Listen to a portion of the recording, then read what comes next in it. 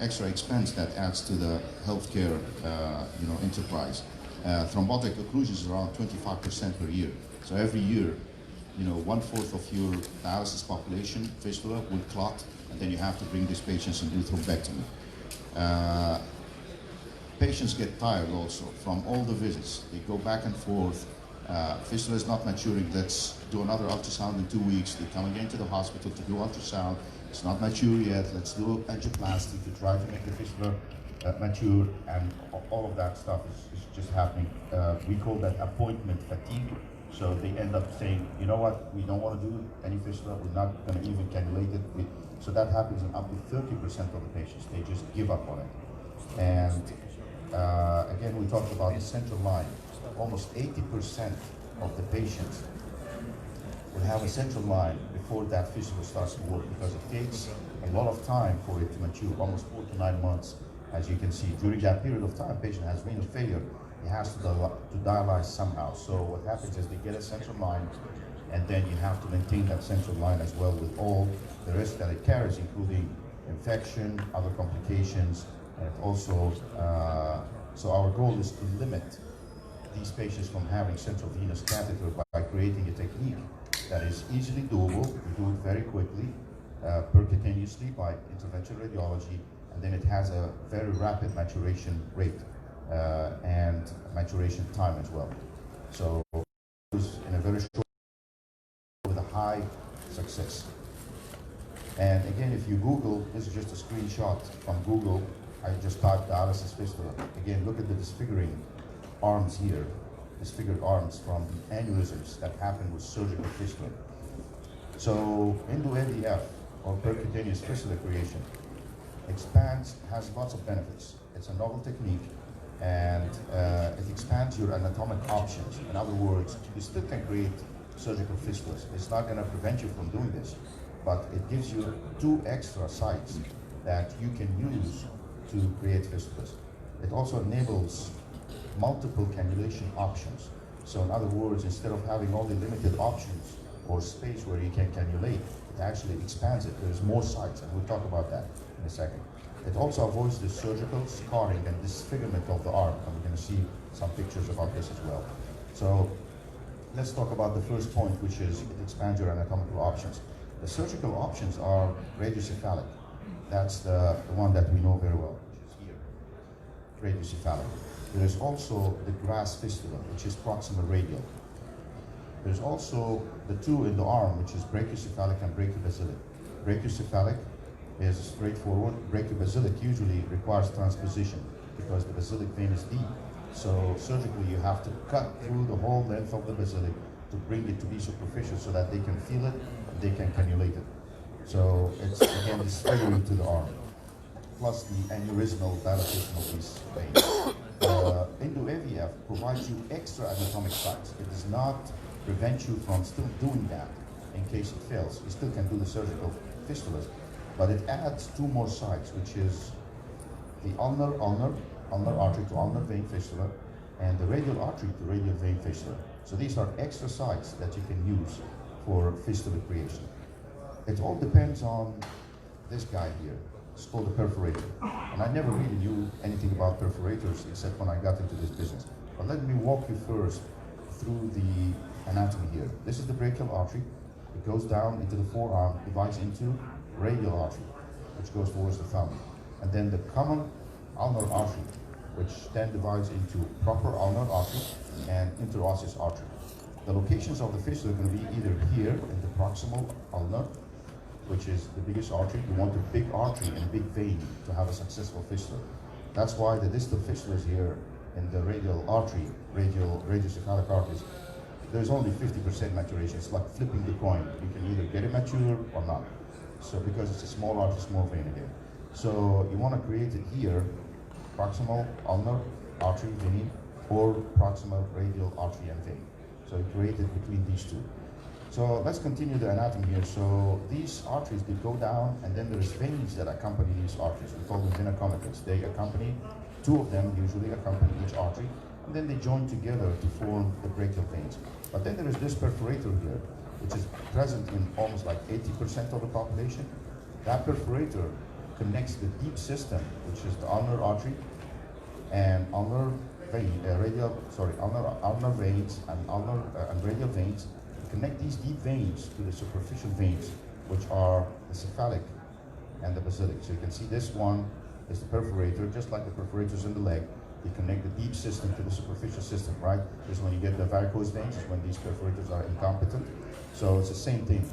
And here, we actually wanted to carry that blood from the deep system to the superficial system, because it is the superficial system that will be used for cannulation and for dialysis, okay? So this is how it is, and these perforators are present in 80% only of the population. I hope it was like 100%. Venous anatomy is always inconsistent. But again, this is a map view where you can see here's the perforator. It connects the ulnar and radial veins to the superficial veins, which is cephalic and basilic.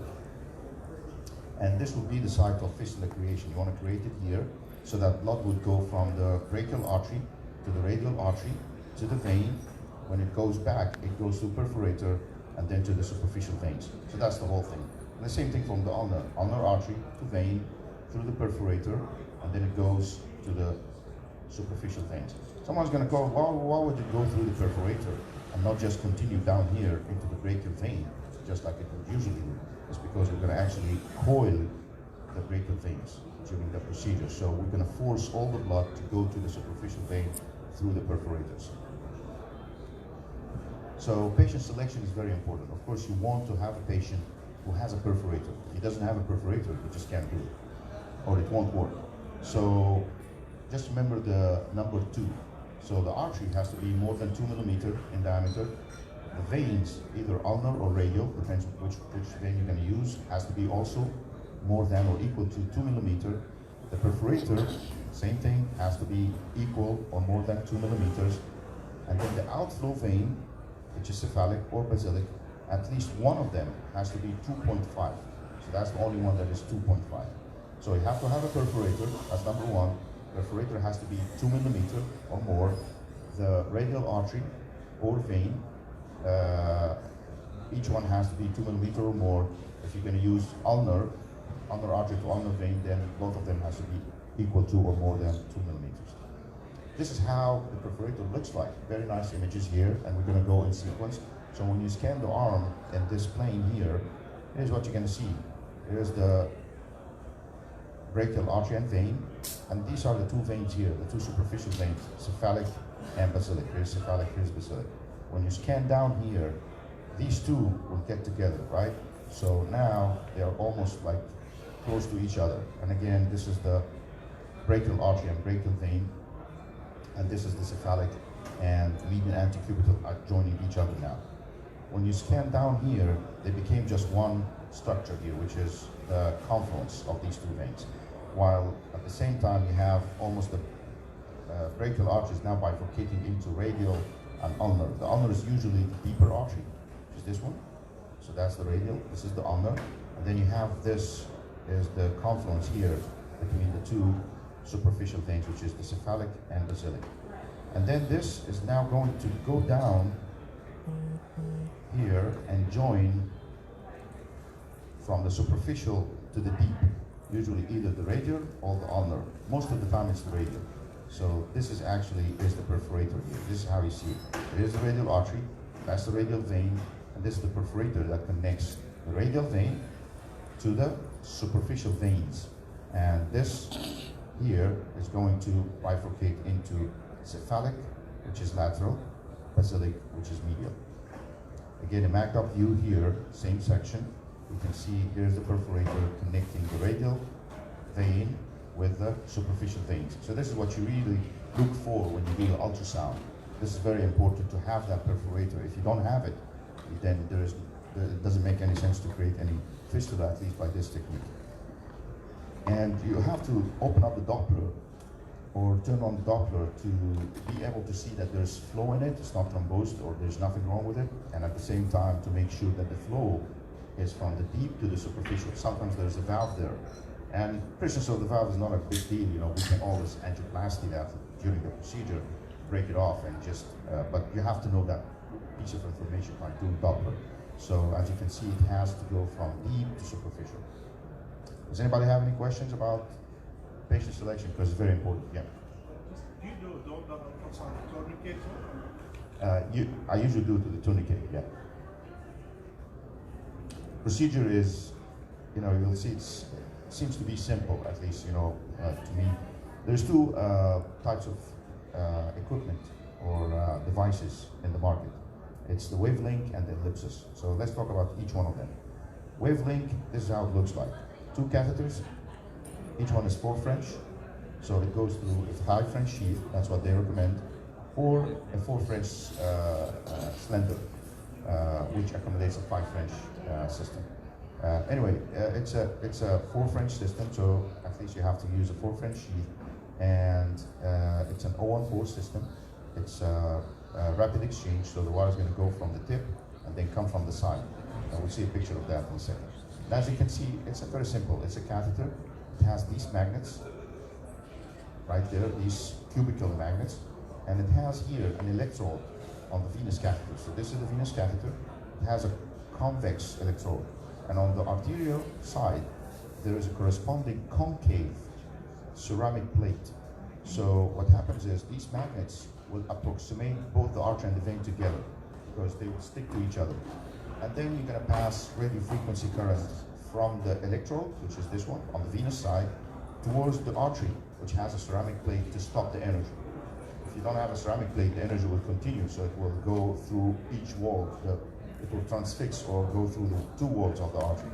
So you have to have something to stop the energy, which is this ceramic plate. Here's a mag view again. These are the cubical magnets that will help bring those two together, the 2 catheters together. And, and here is the convex electrode. Here's the ceramic plate, and energy, you're going to pass energy from the convex electrode to the ceramic plate, and that energy is going to cut through the venous wall and then through the arterial wall, creating a fistula. If you guys want to come in, there's actually chairs here. There's chairs in the, there's a lot of chairs if you want to come in to allow more people to get in. Maybe if you have more chairs for the audience. So this is how it looks. Here is a fluoroscopy image. Again, these dark cubicles, you see how they stick to each other, so they bring the artery and the vein, and that's a very important thing. And then you have, here's the activation. See, this is when we activate, this moves. You see that motion? That's what you're going to see. It moves towards the ceramic plate. It hits it because it delivers the energy this way. And I want you to note these two. This action is very important. You have to see these two open magnets. The reason you have to see them, if you don't see them, it means this is rotated in the wrong direction, so you have to readjust it. Okay, so these are markers that make sure that you are in the correct location. You don't want to have them flipped and it delivers the energy without the ceramic plate on the other side to stop it. Otherwise it will just go through and through, you get a bleed, you get a hematoma, it's going to be a problem. This is a very important slide actually. It outlines the access sites and the fistula creation sites. So for fistula, it's easy. We all know now that it's either going to be radial artery to radial vein or ulnar artery to ulnar vein. The access site, now you have to be smart about this. So I prefer the brachial artery, brachial vein access because these veins are big. You can easily see them with ultrasound and you can easily access them. So I'm a little bit lazy, but you guys can be more proactive on this. But I'll tell you, I've done radial and ulnar also. But anyways, I access the reason I like the brachial is not just it's an easy access. It's also because you can go and do both radial and ulnar from the same axis. If you access from the radial, then you are committed to do radial. If it didn't work or the veins were not, you could not access the vein or anything, you'll have to switch to the other side and then access the ulnar and try again and all that stuff. With the brachial, you can go down. If you don't like the ulnar side, you can just pull your wire back and go into the radial. The only problem with doing the brachial access is that you are swimming in the opposite direction in terms of veins. So you're hitting the valves of these veins and trying to negotiate through them. The wires that I like to use that I have found very helpful in this is the V18 wires or V14 wires and nitrix wires.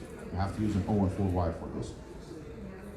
So if you find a lot of challenges with the veins because you're going in the opposite direction. You're trying to pass your wire from the brachial vein downstream here or upstream, because blood flow in the vein is going in this direction. You're trying to go in the opposite direction, and you're meeting all these valves that does not allow you to go easily in that direction. So you can actually use radial vein, for example. If you're doing a radial, then you can use a radial vein from this side and the brachial artery from that side.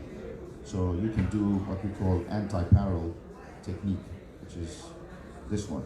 So you go brachial artery from above, radial vein from below, or ulnar vein, it doesn't matter, that's just a picture.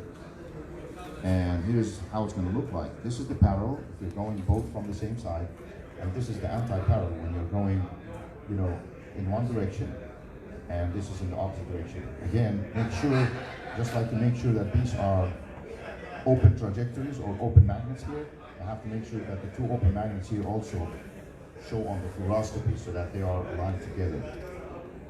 Okay, so you can use different things, you just have to plan for it. Like I said, my preference, I think you should start by this, is to try to go brachial first, because that's easier access, it will give you more confidence, and then the only struggle that you will have is just going through the valves, and I think I mentioned to you the wires that probably would work the best. This is just an example of a case here where we used actually ulnar, which is the most difficult access, because we're more used to radial. When we do all our radial procedures, we go radial artery. Ulnar artery definitely is smaller. The ulnar vein is even smaller than this, but if you have done a lot of PICC lines, probably you'll get through it. Always put a tourniquet when you're accessing those veins, because you definitely want to distend them before you try to stick them. But here's our access.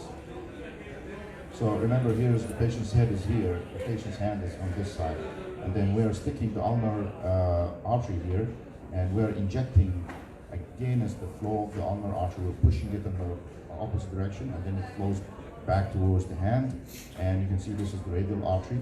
Here is the common ulnar. This is where we want to create our fistula, and then this is the interosseous, and this is the proper ulnar artery. This is the vein. We access the vein, and you can see there is two vena comitants around the ulnar artery, and they drain naturally into the brachial vein. But there is this perforator here. See that perforator? It connects the deep veins to the superficial cephalic vein. So cephalic vein is here, okay? So this is the venography. So now we want to create a fistula in this area between the ulnar artery and the ulnar vein. Here are the two wires. You have to make sure the two wires are parallel before you start putting your catheters and doing the fistula. Now here are the two catheters. These are the magnets. They will help bring these, and you'll see it. You'll see that, once you're passing the catheters, they will catch on each other, and they will bring these arteries and veins together. And again, you have to make sure that you're seeing these openings here quite clear towards you. And you can see here, this is the ceramic plate, so this is the artery is below, the vein is above. Remember, we put the electrode on the venous side. The reason is you don't want to create a hole in the artery. Let's say this didn't work. Let's say you created a hole only in the venous wall. Well, it's okay, you get some venous bleed, you can compress it and it will stop. But you don't want to have the opposite happen. By putting the electrode in the artery and then you deliver energy, it goes through the arterial wall and does not deliver into the venous wall. So now we have an arterial bleed. And this, creates close to like half a centimeter gap, which is pretty big. So you don't want to do that on the arterial side. So always make sure this convex is the venous catheter. You have to put it in the venous, in the vein, and not in the artery. Okay, here's after fistula creation. We're again injecting through the ulnar artery. Here's the gap, or the fistula. It drains into the vein, and from the vein it goes to drain into the brachial, and then here's the perforator, and it goes into the cephalic. As you can see here, most of the contrast, which is representative of the blood, so most of the blood here is actually draining into the brachial vein. So now we need to stop that by coiling it so that we push everything towards the superficial system, which is what we did here. There's a mapped out view. Here is the fistula. It goes into the ulnar vein, and then into the brachial, and also through the perforator into the superficial. But most of it is draining here. So we're gonna put a coil in the brachial, and now everything, you can clearly now see the cephalic vein. You see that? So here's the fistula again, it goes here, here's a perforator, and it goes mostly into the cephalic. Of course, after that, these coils completely block the vein. Again, you'll see more opacification of the cephalic. And sometimes it goes into the cephalic only, sometimes it goes into the basilic only. Most of the patients will have actually dual venous drainage. So the perforator will feed both. So you'll see the perforator itself feeding two veins, one going medially, called the basilic, one going laterally, called the cephalic. You guys can come in, actually, there's some chairs here. This is the other device, it's called ellipsis, so you can use that device also. And then we're going to compare both devices in a second. Ellipsis is just a handheld device. You only use ultrasound for guidance, so there's no fluoroscopy. Here is the tip. I want you to just take a look at the tip. There's a gap here, and then when you pull that backwards, it actually closes that gap. It brings those two parts of the tip together. Okay, when you press on this backwards. Just like the territorial. Have you guys used the territorial before? It's the same thing. It just closes the device.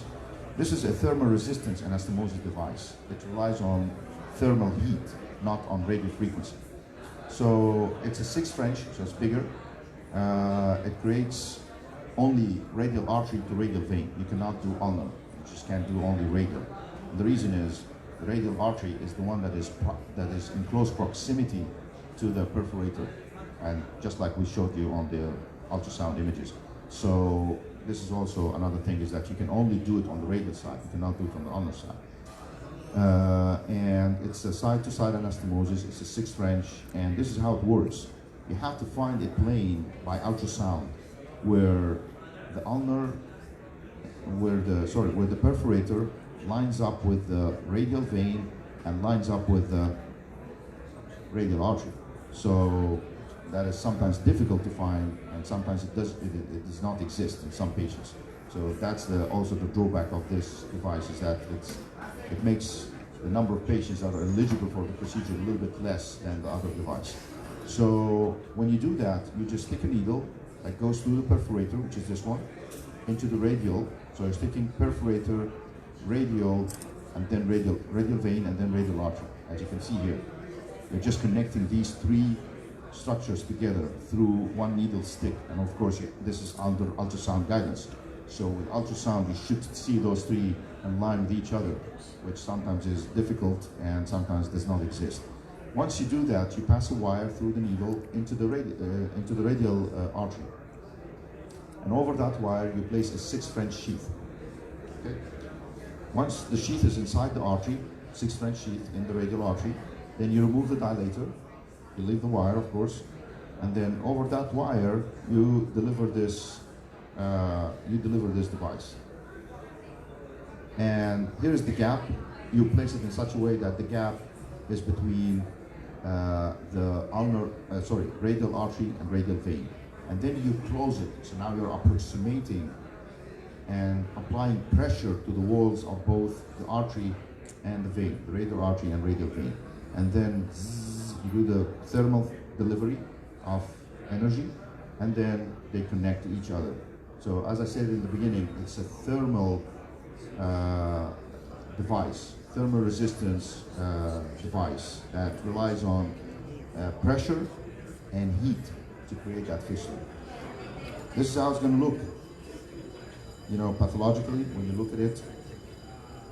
As you can see, there is a burn here because it relies on thermal energy, so all this. But again, it uses that to actually attach the artery and the wall to each other. The wall of the artery and vein to each other. This is how it's going to look when you look at the grayscale. There's the artery, brachial gives you the radial connects to the perforator, which then goes to the superficial veins. And this is how it looks on color. Here's the brachial artery, gives you the radial, which goes through the fistula back into the.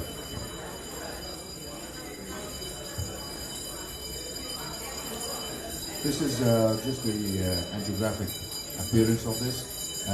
As you can see, for this device, we have not coiled the outflow. We did not coil the brachial veins. So you have to do another procedure probably, or you can do it in the same, in the same setting. You'll have to access the brachial vein and try to coil one of them at least, so that you can force all the blood to go to the superficial system. Otherwise, your maturation rate might be less than what's expected. This is a very simple differentiation between the two devices. This ellipsis is a single device, single axis, Everlink or wavelength. The new name for it is wavelength. It's a dual axis, so you have to access the artery and the vein. This relies on thermal resistance. This relies on radio frequency. This uses ultrasound guidance versus fluoroscopy guidance. This uses tissue fusion versus this one creates a slit by radio frequency energy. This is a two-stage process where you create the fistula, and then you have to come back again and coil the brachial vein, versus you do everything because you already access the vein to create the fistula with the wavelength, so you just coil it on your way out. Before you remove your sheath, you just coil it through the sheath, and then you remove your sheath. So it's the same process. It's a one-stage or single-stage process. Inflow artery is only the radial. Here it could be radial or ulnar. So you can do it on the ulnar artery to ulnar vein or radial artery to radial vein, versus on the with the ellipsis, you can only do it radial artery to radial vein. Cannulation is very important. We said that this technique offers more cannulation area or cannulation zones. So when you look at the traditional brachiocephalic, you can only cannulate the cephalic vein, right?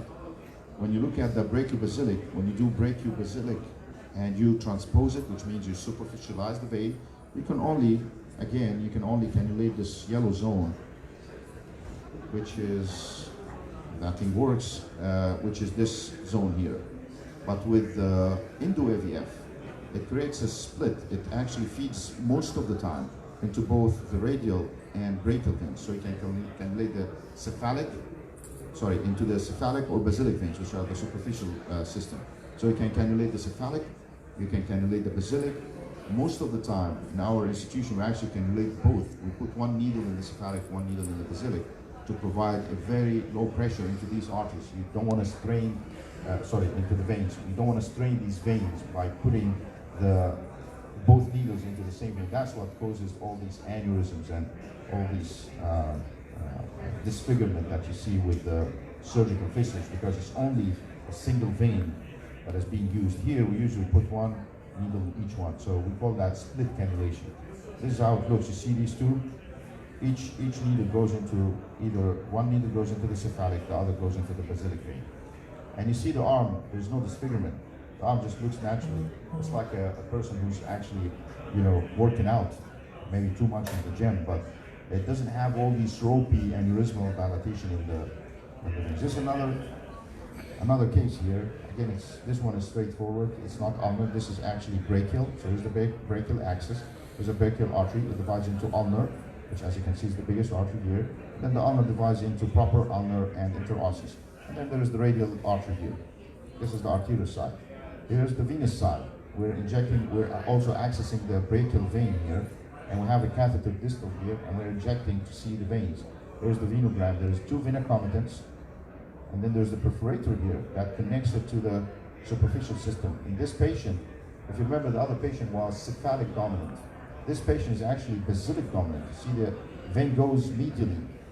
Okay, this is medial, this is lateral. So we cannot see any cephalic here. We're only seeing basilic. So as I said, it could be only cephalic, it could be only basilic.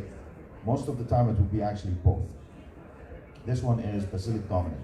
So we place the two catheters. Again, you see the magnets, we'll approximate them together. You see these holes in the magnets here. Again, very important to see them gapped like this, which means they are well oriented. Once you activate the device, you do the thing, and here's what you're going to see is that this piece here is going to go down and touch the ceramic plate, as you see in this picture here. They're touching each other, okay? And then here's the fistula that you created. Let me walk you through this because it might be a little bit difficult. Here's actually the fistula, okay? So here's the artery, goes here to the vein, and then here's the perforator, and it fills the basilic vein. So you can see you're injecting in the artery, it goes through the fistula, through the superficial system, and it goes into, through the perforator into the superficial system, which is predominantly basilic in this case. is now we're coiling the brachial through our axis. You don't have to access it again because you already have access to the brachial to put the venous catheter, right? So on your way out, you're just gonna coil it and get out, okay? And let me just walk you through this again. Here's the fistula. I think it's more clear in this one. And it delivers to this vein through the perforator and into the basilic. This patient went to, I mean, most of the patients will mature around 4 weeks. We actually started by doing our follow-up ultrasound to detect maturation at 6 weeks, just like we do with surgical fistulas. And we discovered that actually they mature earlier. So we started doing it earlier at 4 weeks. This patient actually went to the dialysis unit, I think at around 3 or 4 weeks. The criteria for maturation here is different than the surgical fistula. Surgical fistula is a high pressure system or high pressure fistula. So it's the rule of 6. It has to be, the vein has to be 6 millimeter in diameter, 6 millimeter from the surface, and the flow in the vein or the draining vein that you're going to cannulate should be 600. This is the Kidoki criteria, the American National Association of Nephrologists, whatever. These are the criteria that everybody uses in the US. But this one is different. We actually rely on velocity in the artery. So if the velocity in the artery is more than 600 and the diameter of the vein is 4 to 6 millimeter, which is similar to the surgical fistula, and it should be also 6 millimeter from the surface, so the criteria of the depth and the diameter of the vein are the same like surgical, but we don't rely on the velocity in the vein because it will be less than the surgical fistula. That's why it's a low pressure type of fistula. But we rely on the flow in the artery. If the flow in the artery is more than 500, some people go with 600, then we consider that this fistula is mature. And with a flow of 600 or 500 in the artery, you'll probably get somewhere between 250 to 350 flow in the draining vein. And that is enough actually to start dialysis, which is this patient had 250 flow in the vein, in the basilic vein, and we started him, and you can see here's the 2 cannulation here in the median antecubital. The beauty also of this is that you don't have to, in most of the cases, to superficialize the basilic, because you can cannulate it in the median antecubital portion of it. Cannulate this region. You don't have to superficialize it like a surgical fistula, because the surgical fistula, in the surgical fistula, it starts more proximal. So we can make it here. So that vein here is not functional. Here you have this vein also dilates, so you can actually cannulate here. Just like in this patient. This one did not undergo any superficialization or transposition, even though it's basilic. You know that basilic is always under the fascia of the arm, so they always, do a long incision. They bring it up so that it will be felt by the dialysis nurses when they want to cannulate it. But with endo-AVF, you don't have to do that in most of the cases. Another example of patients, you can see the arms are not disfigured. This is an example of patient actually who had to have some transposition. Again, most of the time you don't, but in some patients, the cannulation zone is very narrow in the antecubital fossa, so you have to probably expose it. But as you can see again, look at the arm, how it looks. It's totally different than surgical fistulas. Outcomes is very simple. Both devices are FDA approved. The NEAT trial was done is the device that got Wavelink approved. The pivotal trial is the one that got Ellipsis approved. Both. I'm not going to talk much about the 2 studies because both studies, they show the high technical success rate, low incidence of serious side effects or adverse events. They showed that both devices have high safety profile, high maturation rate, high rate of cannulation. So both of them showed that both devices are very good. However, I want to talk about endo-AVF in general. This is a very important study by Yang. He compared the patients who were in the NEAT trial, which were 60 patients. The NEAT trial is the one that got the Wavelink approved. So he compared these patients with a propensity score matched surgical AV fistula patients. In other words, patients who had the same demographics to these NEAT patients, but they did surgical fistulas. So he compared both of them together to see what's the difference. And here's the difference. The patients who had endo-AVF had 6 times fewer interventions. So here's Indo-AVF. That's the incidence of interventions per year, 0.5 per year versus 1.8 per year. The incidence of or requirement of central venous catheter placement is definitely at least 4 times in the surgical group compared to the fistula group. The infection rate is much less. It's like 6 times less comparing the surgical versus the endovascular. All these were statistically significant. P-values were significant. Overall, here's all the types of interventions that happened in the NEAT patients, which are the Indo-AVF patients, versus the propensity score matched surgical AVF patients that were driven basically from the Medicare, Medicaid statistics or database. Since then, the other thing here, I did not really want to include it because it's in dollars and stuff like that, but because of these lower intervention rate, it actually showed that per year, there is at least an $11,000 savings when you do Indo-AVF compared to surgical fistula, because the interventions are less, infection rate is less, the requirement for central venous catheter or perm catheter is less. So all that kind of drove the cost much less per year, almost $11,000. Since then, there's lots of other, studies have been done on both of them, and you can see there's a collection of a large body of literature now available for you guys to look at if you want to. In conclusion, it's very important that Indo-AVF systems, they create a functional AV fistula without open surgery. They offer 2 additional anatomic sites. They don't compete with the existing surgical sites. They actually offer 2 more sites. Patient screening is key, and for you to succeed, you have to be committed to patient selection is very important. Procedure, you need to know how to do it. Maturation is very, very important. And cannulation, you have to follow these patients. And actually, the companies actually will help you with that. They will go and see those patients in the dialysis. They will train the nurses on how to split cannulate them. So they usually do that stuff, at least in the US. I'm not sure if that is the case here, but I think it's just a general policy for them.